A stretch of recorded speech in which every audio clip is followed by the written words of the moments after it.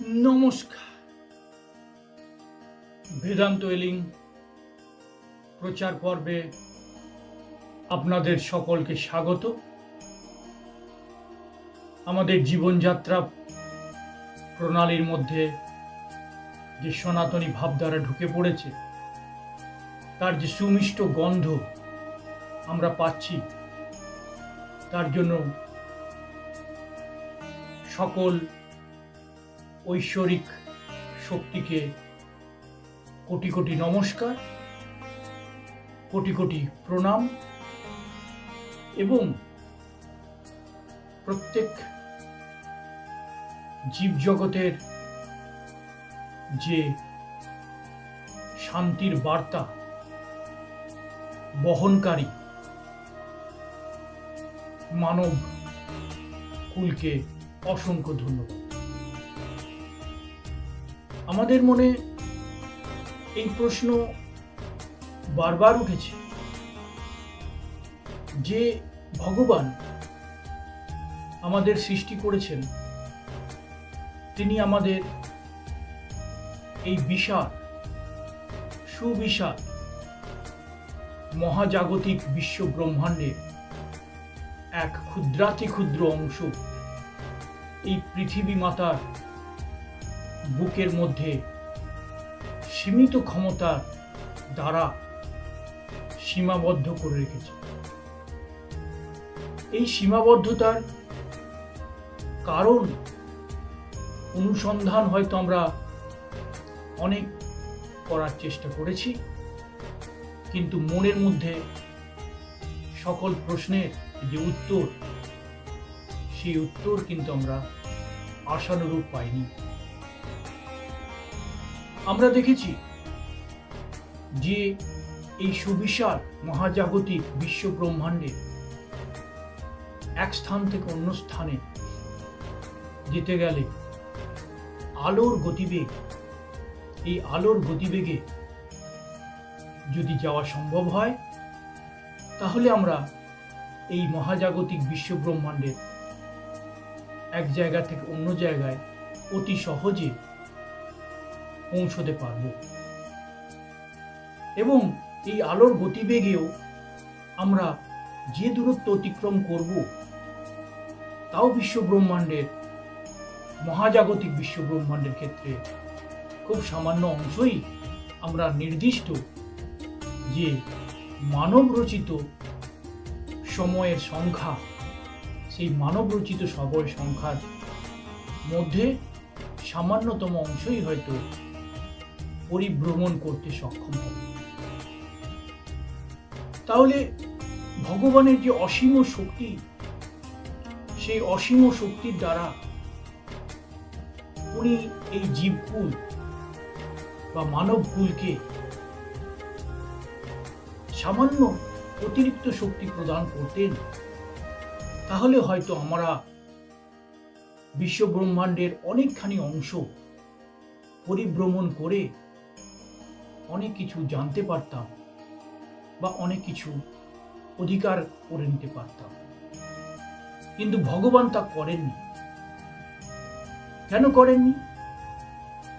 ভগবান হয়তো চেয়েছেন যে বিশ্ব ব্রহ্মাণ্ডের মধ্যে মানবের সীমিত ক্ষমতার দ্বারা যতটা সম্ভব তারা তথ্য সংগ্রহ করুন, জ্ঞান অর্জন করুন, কিন্তু ক্ষমতা বা অধিকার জমাতে পারবেন না। ক্ষমতা বা অধিকার জমাতে হলে আরো বেশি শক্তির প্রয়োজন, যা ভগবান আমাদের প্রদান করেন। তাই আমরা খুব বেশি হলে চাঁদে কোনো উপগ্রহ পাঠাতে পারছি বা কোনো যান পাঠাতে পারছি, মঙ্গলে হয়তো কিছু যান আমরা পাঠাতে পারছি, তার বাইরে আমাদের কিন্তু ক্ষমতা নেই। সামান্য দূর সৌর জগতের বাইরে ভয়েজার নামক যে যান রাশিয়া কর্তৃক প্রেরিত হয়েছে, সেটা একমাত্র যান যেটা সৌরজগতের বাইরে পৌঁছেছে। এই ছোট সাধারণ সৌরজগৎ, যা বিশ্ব ব্রহ্মাণ্ডের কাছে অতি ক্ষুদ্র, এইরকম কোটি কোটি বিশ্ব ঢুকে যাবে, কোটি কোটি সৌরজগৎ ঢুকে যাবে। এই বিশ্ব ব্রহ্মাণ্ড এত সুবিশাল। সুতরাং মানব ওইটুকু পর্যন্তই নিজেদের যে চিন্তা ভাবনা, নিজেদের যে ক্ষমতা, তার সম্পর্কে জ্ঞান অর্জন করেছেন, তথ্য সংগ্রহ করেছেন, কিন্তু সেখানে তারা কোনো কর্তৃত্ব বা ক্ষমতা দখল করতে পারেননি, কারণ সেটা ভগবান কর্তৃক প্রদত্ত হয়নি, তাই পারেনি। তাহলে আমরা পার্থিব জিনিস যা অধিকার করে নিজেদের বলে ভাবি, শুধু আমার বলে ভাবি, সেটা শুধুমাত্র ব্যবহার করার জন্যই ভগবান আমাদের দিয়েছেন। যখন আমরা ইহলোক ছেড়ে পরলোকে গমন করব, তখন এই পার্থিব জিনিসগুলো কিন্তু পৃথিবীতেই পড়ে থাকবে, শুধুমাত্র ব্যবহারকারী পরিবর্তিত হবে। আজকে যে সমস্ত জিনিসগুলো আমরা ব্যবহার করেছি বা করছি, সেই জিনিসগুলো হয়তো এর আগে অন্য মানুষ ব্যবহার করতেন। আজকে যে বাড়িতে আমরা থাকছি, যে সাইকেল আমরা চালাচ্ছি, যে বাসনপত্র আমরা ব্যবহার করছি, সেই বাড়িতে হয়তো আমাদের আগে অন্যরা থাকত। আমার দাদু থাকতে পারে, আমার বাবা থাকতে পারে, এবং পুরনো বাড়ি হলে দাদুরও বাবা, দাদুরও দাদু, সেই বংশরা থাকতেন। তারা ভাবতেন যে সেই বাড়িটা তাদের নিজস্ব বাড়ি, কিন্তু বাড়ি কারো নিজস্ব নয়, পৃথিবীর কোনো সম্পত্তি কোনো মানুষের নিজস্ব নয়। ভগবান তখন তাদের ব্যবহার করার অনুমতি শুধু দিয়েছেন, যখন যেটা থাকছে তখন সেই মানুষ সেটা ব্যবহার করছে। আজকে যিনি ব্যবহার করছেন, কালকে অন্য লোক ব্যবহার করবে। আজকে যে গাড়িতে কেউ চেপেছেন, সেই গাড়িতে আমি চাপছি। আজকে যে গাড়িতে আমি চাপছি, পরে অন্য কেউ চাপবে। যে বাড়িতে আমার দাদু ছিল, বাবা ছিল, সেই বাড়িতে আজকে আমি আছি। আমি যখন সেই বাড়িতে আছি, পরবর্তী প্রজন্ম সেই বাড়িতে তখন থাকবে। সময়ের পরিবর্তনে ব্যবহারকারী শুধু পরিবর্তন হয়, বাড়ি গাড়ি কোনো সম্পদই কেউ সঙ্গে করে নিয়ে যেতে পারে না, শুধু ব্যবহার করতে পারে। সুতরাং প্রত্যেক সম্পদের গায়ে শুধু ব্যবহারকারীরই নাম থাকবে। ব্যবহার যে করবে তারই সেটা সম্পদ। যে ভোগ করছে সেই সম্পদ সেই সময়খণ্ডে তারই, আর যার নাম লেখা আছে শুধু নামই লেখা থাকবে। ব্যবহার করতে যদি না পারে, ভোগ করতে যদি না পারে, তাহলে শুধু নাম লিখে কিছু হবে না। যে ব্যবহার করবে তারই সেটা সম্পদ। সেই ব্যবহারকারীর নামই ভগবান লিখে দিয়েছেন। সেই জন্য বলা হয়, দানে দানে মে লিখা রহতা হ্যায় খানে ওয়ালো কা নাম। আজকে আমার কপালে কোন খাদ্য জুটবে, কতটা পরিমাণ জুটবে, প্রত্যেকটা জিনিস, প্রত্যেকটা খাবার, প্রত্যেকটা খাদ্যের পরিমাণ, সময় কিন্তু কপালে থাকতে হবে, তবেই সেটা পাবে। কোটিপতি মানুষের খাবার জোটে না, আবার রাস্তার ভিখিরির অনেক সময় মন্ডা মিঠাই দিতে যায়। তার মানে ওই সময় খণ্ডে কোটিপতির ভাগ্যে কোনো খাদ্য ছিল না, আর ওই সময় খণ্ডে এক ভিখিরির কপালে মন্ডা মিঠাই লেখা ছিল। তাহলে কার কপালে কখন কি জুটবে সেটা আগের থেকে লিখিত। সুতরাং কোনো দ্রব্য, পার্থিব দ্রব্য, পৃথিবীর জিনিসপত্র, ম্যাটেরিয়ালস, কে কখন ব্যবহার করবে আর কে করবে না, সেটা কিন্তু লিখিত, পূর্ব নির্ধারিত। সুতরাং আলোর গতিবেগে যদি আমরা যেতে পারতাম, তাহলে বিশ্ব ব্রহ্মাণ্ডের, মহাজাগতিক বিশ্ব ব্রহ্মাণ্ডের এক গ্যালাক্সি থেকে অন্য গ্যালাক্সিতেও আমরা পৌঁছে যেতে পারতাম। কিন্তু ভগবান সেই ক্ষমতা আমাদের দেয়নি। উনি দেননি সেই ক্ষমতা। তাহলে কোনো বস্তু যদি ভর থাকে তাহলে সে আলোর গতিবেগে ছুটতে পারবে না। আর কোনো বস্তু যদি আলোর গতিবেগে ছুটতে চায় তাহলে তার দরকার হবে এনার্জি বা পাওয়ারের। সেই এনার্জি পাওয়ার ছাড়া সে ছুটতে পারবে না। আর এনার্জি পাওয়ার যদি তার মধ্যে থাকে তাহলে অবশ্যই তার মধ্যে ভর থাকবে, সুতরাং সে আলোর গতিবেগে ছুটতে পারবে। তাহলে আইনস্টাইনও বুঝেছিলেন E=mc², এই ফর্মুলা তিনি বলেছিলেন যে ভর যদি থাকে তাহলে আলোর গতিবেগে যেতে পারবে না। আর যদি গতিবেগ তার থাকে তাহলে ভর অবশ্যই তার থাকতেই হবে, কারণ বিনা পাওয়ার বা বিনা ঊর্জাতে কোনো গতির সৃষ্টি হতে পারে না। এই পার্থিব জিনিসের মধ্যে তো সেটা পরিলক্ষিত হয়নি। কিন্তু আত্মার শক্তি অপরিসীম। আত্মার গতি কিন্তু আলোর চাইতেও অনেক বেশি। তাহলে পুণ্যাত্মা যদি হয়, যদি ভগবান কর্তৃক পরিচালিত হয়, তাহলে সেই আত্মা কিন্তু মহাজাগতিক বিশ্ব ব্রহ্মাণ্ডে এক স্থান থেকে অন্য স্থানে পরিচালিত সহজেই হয়ে যাবে এবং একাধিক স্থানে আত্মা থাকার ক্ষমতা রাখে। এই এঞ্জেল বা দেবদূতেরা একসাথে সহস্রাধিক জায়গাতে তারা কিন্তু একসাথে বিরাজ করতে পারে। একাধিক মানুষের জায়গায় একাধিক স্থানে তারা একসাথে থাকতে পারে। কারণ আত্মা যে ট্রাভেল করবে সেই ট্রাভেল কিন্তু আলো করতে পারবে না। তাহলে সেই পাওয়ারকে আমাদের জাগাতে হবে, আত্মার ক্ষমতাকে আমাদের জাগাতে হবে। আমাদের পৃথিবীতে যখন আমরা আছি তো পৃথিবীর সমস্ত জিনিস আমাদের কিন্তু ব্যবহার করে দেখতে হবে। আমরা ব্যবহারের দিকে নজর দেব, ক্ষমতা দখলের দিকে নয়। আমরা জ্ঞানের অর্জনের দিকে নজর দেব, বাক্সবন্দি করে রেখে দেওয়া সম্পদের দিকে নয়। আমরা লিখিত কাগজের নামের দিকে জোর দেব না, সম্পত্তির দলিলের উপর কার নাম লেখা আছে তার দিকে জোর দেব না। আমরা সম্পদটা ব্যবহার করার কতটা সুযোগ আমরা পাচ্ছি সেটার দিকে জোর দেব। সুতরাং সমস্ত জিনিস ব্যবহারের মাধ্যমে জ্ঞান অর্জন এবং জ্ঞান অর্জনের মাধ্যমে প্রকৃত পৃথিবীবাসীর উপকার যদি আমরা করতে পারি, তাহলে পৃথিবীর মানুষের বেঁচে থাকার যে স্বাচ্ছন্দ্য ভাব, সেই স্বাচ্ছন্দ্য ভাব বজায় থাকবে।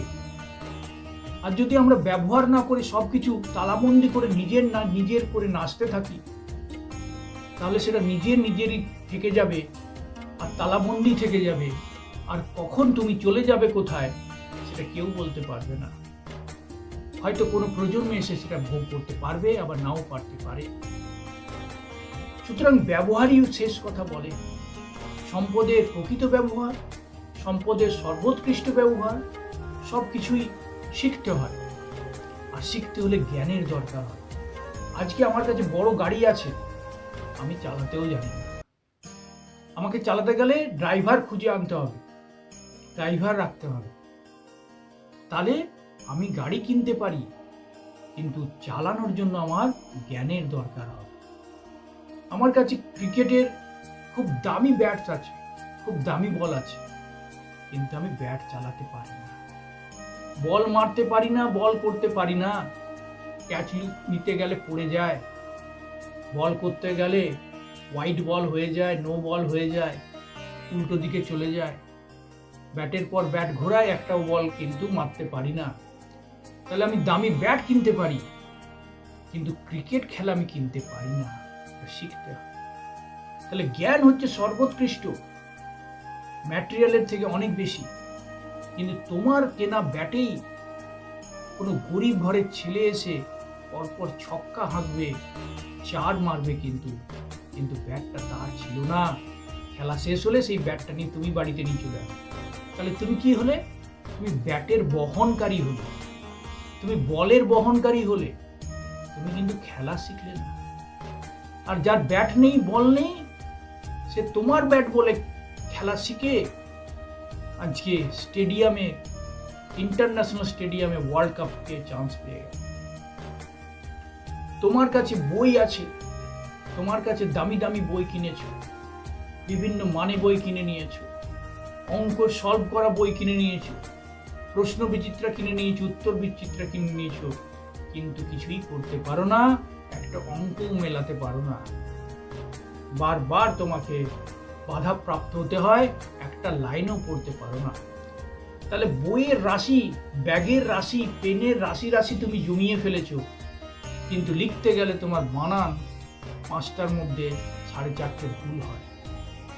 আর ওই গরিব ঘরের ছেলেটা, যার কাছে কোনো প্রশ্ন বিচিত্রা, উত্তর বিচিত্রা নেই, কোনো ছাত্র বন্ধু নেই, কোনো মানে বই নেই, ওই সরকারের দেওয়া ফ্রি বই আর কিছু ছেঁড়া পুরনো বই জোগাড় করে এমন পড়া পড়েছে যে একটা বানানো সে ভুল করে না। তার নিজস্ব কিচ্ছু নেই, তার কোনো বই নেই, তার কোনো খাতা নেই, কিন্তু বানান ভুল সে করে না, অঙ্কের ফর্মুলাও সে ভুল করে না।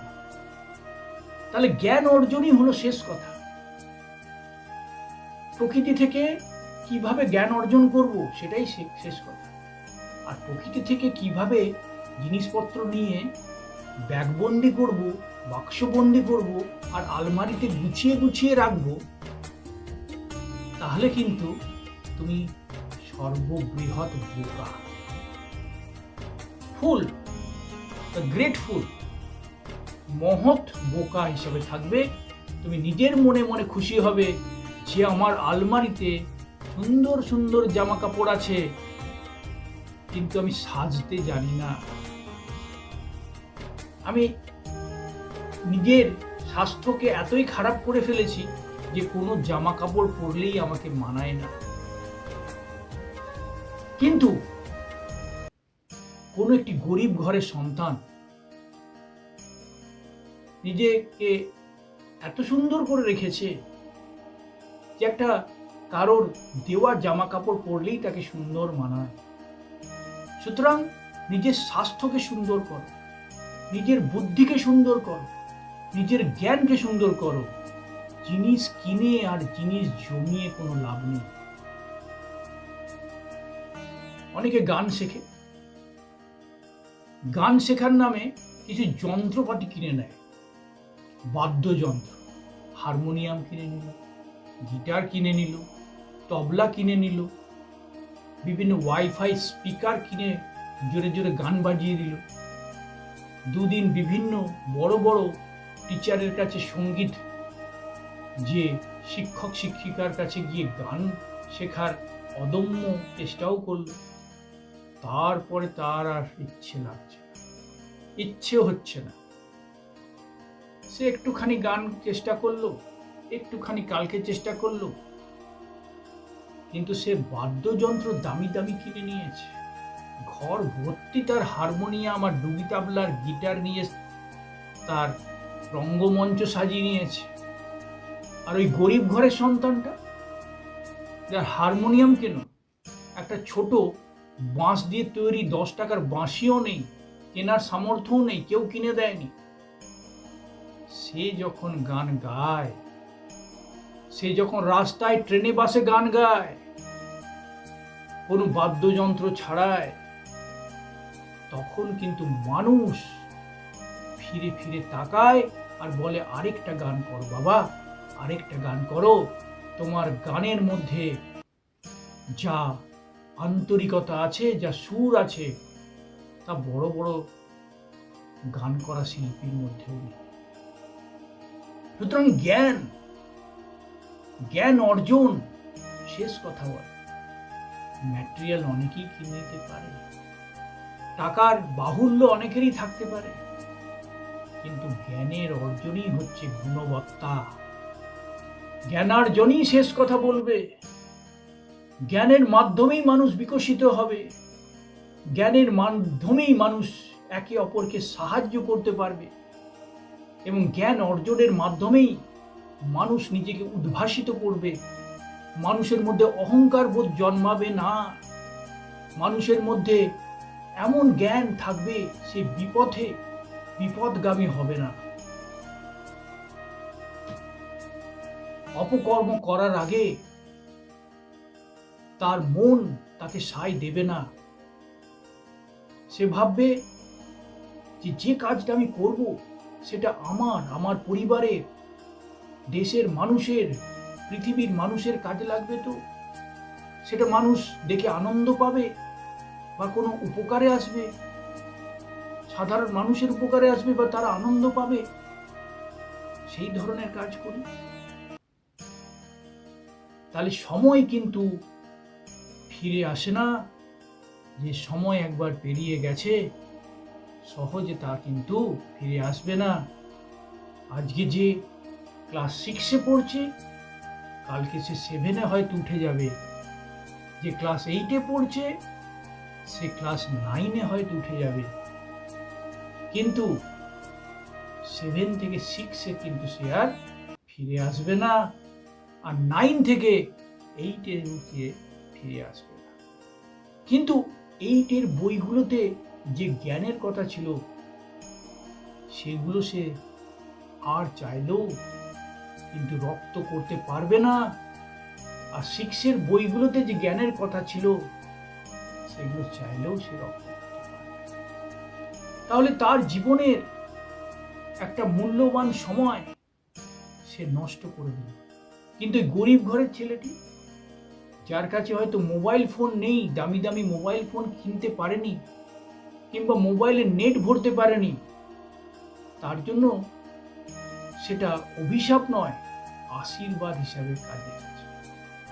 কারণ মোবাইলে দামি দামি মোবাইল ফোনে নেট ভরিয়ে কিছু সময় নষ্টকারী খেলা মোবাইলে, যার প্রকৃত কোনো খেলার কোনো দিক নির্ণয় নেই, সেই খেলা খেলে হয়তো সে সময় নষ্ট করত, বোগাস গেম খেলে সে সময় নষ্ট করত, বা বোগাস ভিডিও দেখে সে সময় নষ্ট করত।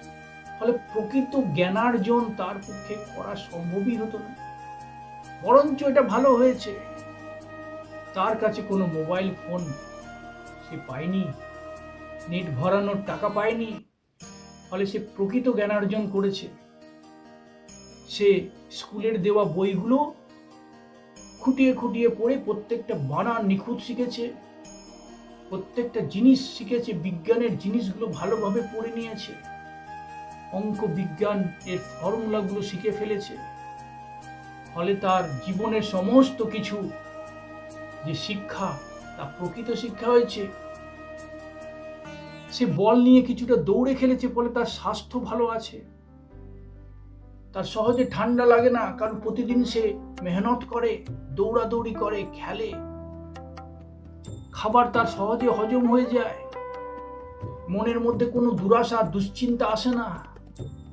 সে পড়া করে, ফুটবল খেলে, ক্রিকেট খেলে, বল নিয়ে দৌড়ায়, জগিং করে, স্কিপিং করে, লাফদড়ি করে, সাইকেল চালায়, পুরনো সাইকেল হলেও সে চালায়। তাহলে তার মধ্যে যে রোগ প্রতিরোধক ক্ষমতা, সেই রোগ প্রতিরোধক ক্ষমতা অনেক অনেক গুণ বেশি। এগুলো সমস্তই কিন্তু মানুষের জ্ঞান অর্জন ও কর্মের দ্বারা নির্মিত। আজকে যদি তার কাছে অনেক টাকা থাকতো তাহলে সে খাদ্যের নামে কুখাদ্য খেত। সে ভাবতো জিভে যেটা ভালো লাগছে সেটাই সুন্দর, আমার কাছে টাকা তো আছে, অর্ডার দিই আর ঘরে বসে খায়। আর যদি অর্ডার না দিই তাহলে রেস্টুরেন্টে বসে খাবো। কিন্তু সেই খাদ্য, যে খাদ্যর নামে দুরাশা, খাদ্যের নামে কুখাদ্য, সেই খাদ্য খেয়ে সে শরীর মন দুটোকেই কলুষিত করে তুলেছে। নোংরা এবং কুখাদ্যের সারিবদ্ধতা আমাদের চারপাশে ছেয়ে গেছে। সুখাদ্য কিন্তু বেছে বেছে খুঁজে খুঁজে আনতে হয়, পরিশ্রম করতে হয়। শুধু টাকা দিলেই সুখাদ্য পাওয়া যায় না। লক্ষ টাকা দিয়েও রেস্টুরেন্টে আপনি সুখাদ্য পাবেন না, কিন্তু 10 টাকা দিয়ে আপনি যদি বাজার থেকে একটু সবজি এনে সেদ্ধ করে খান তাহলে 10 টাকায় আপনি লাখো টাকার থেকেও বেশি মূল্যবান সুখাদ্য গ্রহণ করতে পারবেন। তাহলে জ্ঞান কোনটা আমার জীবনের জন্য প্রয়োজন, কোনটা আমার স্বাস্থ্যের জন্য প্রয়োজন, কোনটা আমার ধর্মের জন্য প্রয়োজন, কোনটা আমার পারিপার্শ্বিক মানুষের জন্য প্রয়োজন, কোনটা ভালো আর কোনটা খারাপ, এই জ্ঞান যদি আপনার না হয় তাহলে আপনার লক্ষ টাকারও কোনো মূল্য নেই। আর এই জ্ঞান যদি আপনার থাকে তাহলে 10 টাকাও আপনার কাছে অনেক বেশি মূল্যবান। সুতরাং ভগবান প্রত্যেক মানুষকে নির্দেশ দিয়েছে, তুমি জ্ঞান অর্জন করো, প্রকৃত জ্ঞান অর্জন করো এবং প্রকৃতভাবে পৃথিবীর সমস্ত যে সম্পদ সেগুলো ব্যবহার করতে শেখো। ব্যবহার মানে সুব্যবহার করতে শেখো, নষ্ট নয়, অত্যাচার নয়, সুব্যবহার করতে শেখো। আর এই জ্ঞানের মাধ্যমে সুব্যবহার যদি তুমি শিখে গেছো তাহলে তোমার থেকে বেশি স্বাস্থ্যবান কেউ নেই, তোমার থেকে সুজ্ঞানী কেউ নেই, আর তোমার থেকে হাসি খুশি আনন্দিত কেউ থাকতে পারে না। আর তুমিই হবে এই মনের রাজা, আর তুমিই হবে প্রকৃত সনাতনী। তাহলে প্রকৃত সনাতনী যদি হতে চান, ছোট থেকে বাচ্চা বেলা থেকে প্রকৃত জ্ঞান অর্জন করতে শিখুন ও শেখান। পৃথিবীর প্রত্যেকটা সম্পদের সুব্যবহার করতে শেখান। সেগুলো বাক্সবন্দি করতে শেখাবেন না, সেগুলো অর্থমূল্য দিয়ে কিনে নিয়ে ঘরের মধ্যে তালাবন্দি করতে শেখাবেন না। সেই জিনিসগুলো কিভাবে ব্যবহার করবেন, কারি কারি খাদ্য ফ্রিজে ঢুকিয়ে রাখতে শেখাবেন না। টাটকা সতেজ তাজা খাবার খান, খেতে শেখান, সুস্থ থাকুন, শারীরিকভাবে সুস্থ থাকুন, মানসিকভাবে সুস্থ থাকুন, আর পৃথিবীবাসীকেও সুস্থ রাখুন। সুতরাং আজ থেকে প্রতিজ্ঞাবদ্ধ হতে হবে, কোনো কুজ্ঞান বা কোনো খারাপ জিনিস যেগুলো প্রয়োজন তো নেই, উল্টে ক্ষতিকর, সেইগুলো আমরা নেব না। আমরা সুজ্ঞান নেব, সুন্দরভাবে প্রত্যেকটা জিনিস যাতে ব্যবহার করতে পারি সেটা দেখব। শুধু বাক্সবন্দি, বস্তাবন্দি আর ফ্রিজবন্দি করে রাখবো না। প্রত্যেকটা জিনিস শিখব, প্রত্যেকটা জ্ঞান অর্জন করব। গান শিখতে গেলে গানের মতন শিখব, নাচ শিখতে হলে নাচের মতো শিখব, খেলা শিখতে হলে খেলার মতো শিখব। হারমোনিয়াম কিনে জমিয়ে রাখবো না, গিটার কিনে জমিয়ে রাখবো না, ব্যাট বল ফুটবল কিনে জমিয়ে রাখবো না। সেগুলো চালাতে জানতে হবে, শিখতে হবে, ব্যবহার জানতে হবে। তাহলে প্রকৃত জ্ঞান অর্জনের মাধ্যমে ব্যবহার, সম্পদের ব্যবহার, এটাই আমাদের ভগবান নির্দেশ করেছেন যে এইভাবেই তোমরা বাঁচো, তাহলে তোমরা সর্বোৎকৃষ্ট জীবন ধারণ করতে পারবে। আর যদি আমার করে বাক্সবন্দি তালাবন্দি করে রাখো আর জ্ঞান অর্জন না করো, শিখতে না চাও, তাহলে তোমার ঘর জমে যাবে, কিন্তু সেগুলো আবর্জনা হয়ে যাবে, ব্যবহার করতে জানবে না। আর ব্যবহার করতে যদি না জানো তাহলে তার থেকে সুফল পাবে না। তাহলে সুফল যদি পেতে হয় তাহলে জ্ঞানের মাধ্যমে সুব্যবহার করো, আর যদি সুফল পেতে না চাও তাহলে বস্তা বন্দি করো, টাকা বন্দি করো। কোন পথে চলবে সেটা তুমি নিজেই ঠিক করো। জয় শ্রীরাম, জয় জয় শ্রীরাম, জয় হনুমান, জয় মা কালী, জয় মা জগদ্ধাত্রী। হরে কৃষ্ণ কৃষ্ণ কৃষ্ণ হরে হরে, হরে রাম রাম রাম হরে হরে। ধন্যবাদ।